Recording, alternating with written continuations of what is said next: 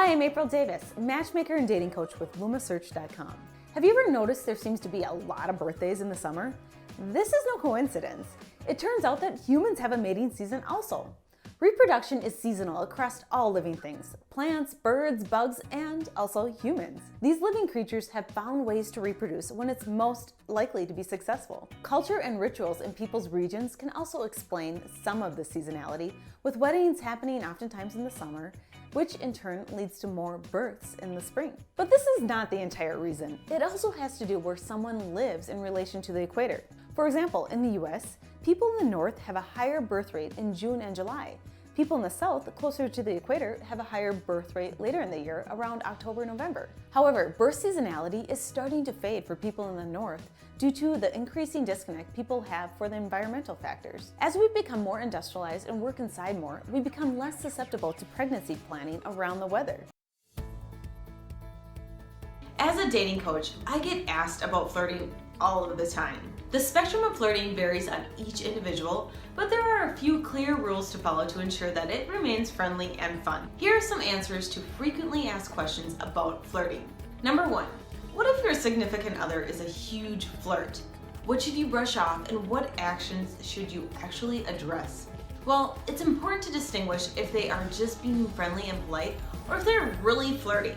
For example, smiling at the waitress and asking her how she's doing is not flirting. However, telling her she's looking good today and must be making a bunch of tips crosses the line into flirting and is just inappropriate.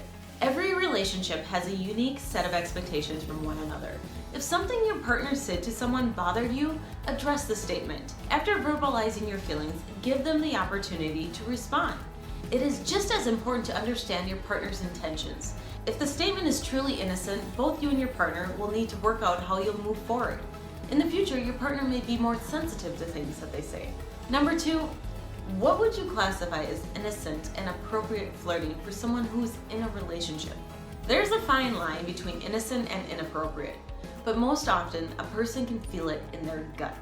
Inappropriate flirting is taking it a step further and making comments suggesting after-hour get-togethers, talking or joking about sexual intimacy, giggling, or just spending too much time together.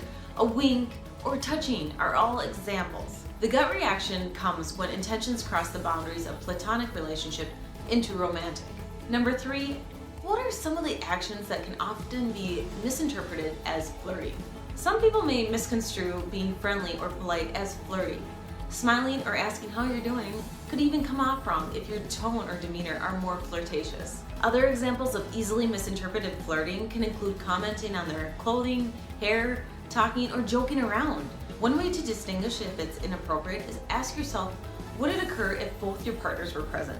On the other hand, I once was talking with a client of ours and he told me that women often flirt with him. I asked him to give me some examples of this, and he said that on his way up to our meeting, a lady in the elevator said hi to him and smiled. Well, that got me thinking that there are probably hundreds of guys out there that think that I've been flirting with them this whole time, when in fact that I'm just a friendly person. Being friendly is not always flirting. Have you ever felt like flirting went too far? Leave your perspective in the comments below. Did you like this video? If so, subscribe and click the little thumbs up button at the bottom.